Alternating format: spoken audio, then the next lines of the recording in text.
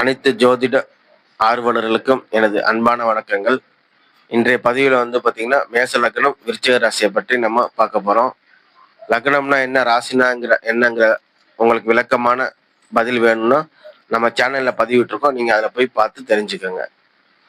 சுருக்கமாக சொல்லிட்டு நம்ம பதிவு உள்ள போகலாம். லக்னம்னா உங்கள் வாழ்க்கையில் நடக்கக்கூடிய செயல்கள் அனைத்துமே லக்னத்தை பேஸ் பண்ணி தான் அதை நம்ம சொல்லுவோம். அதே மாதிரி ராசி அப்படிங்கிறது நீங்கள் அந்த செயல்களில் நடக்கக்கூடிய விஷயங்களை எப்படி நினைக்கிறீங்க, உங்கள் மனநிலை எப்படி இருக்கு அப்படின்னு தெரிஞ்சுக்கிறது தான் ராசி. அப்போ இந்த பதிவில் ஸ்க்ரீனில் பாருங்க, லக்னத்தை மேசத்துலேயும் சந்திரனை விருச்சகத்திலையும் போட்டிருக்கோம். அப்போ இவங்க மேச லக்னத்தில் பிறந்து விருச்சக ராசிக்காரங்க தான் இவங்க. அப்போ இவங்களுடைய வாழ்க்கை எப்படி இருக்கும், இவங்களுடைய மனநிலை எப்படி இருக்குங்கிறது தான் இன்றைய பதிவு. ஸோ மேச லக்னங்கிற போது அது செவ்வா, விருச்சக ராசிங்கிறது அதுவும் செவ்வா. அப்ப மேச செவ்வா ஆண் செவ்வாவும் விருச்சிக செவ்வா பெண் செவ்வாவுமா இங்க இருக்கு. அப்ப இவங்களுடைய செயல்பாடு மனநிலை எப்படி இருக்கும், இவங்க ஒரு விஷயத்த முடிவு செஞ்சுட்டாங்கன்னா அதை பின்வாங்காம அதை முடிக்கணும் அப்படிங்கிற பிடிவாதம் இவங்களுக்கு அதிகமா இருக்கும். ஒரு செயல்ல இவங்ககிட்ட தைரியமும் வேகமும் அதிகமா இருக்கும்.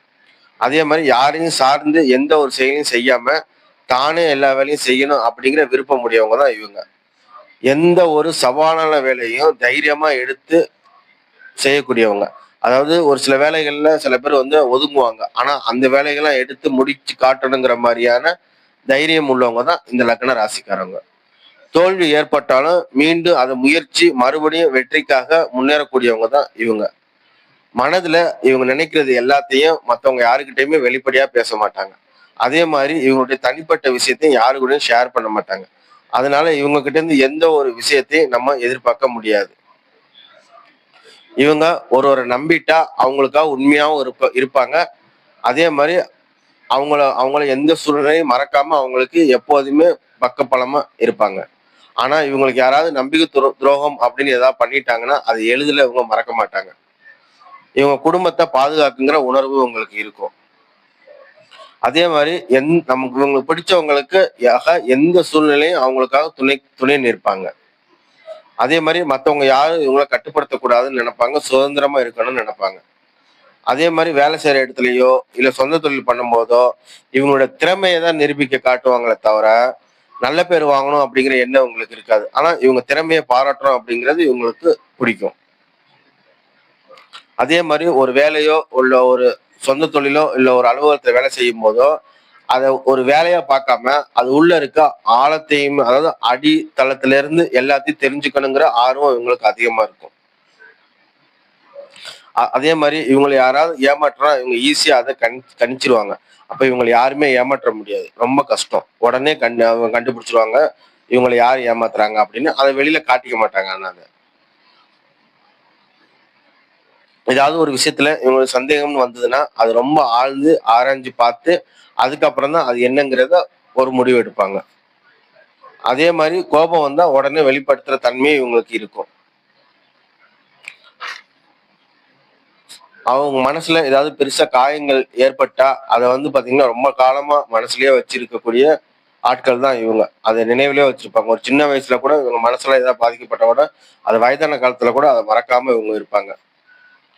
இவங்களுக்கு ஒரே ஒரு ஆசை என்னன்னா வாழ்க்கையில ஒரு நிலையான ஒரு இடத்தை அடையணும்னு நினைப்பாங்க.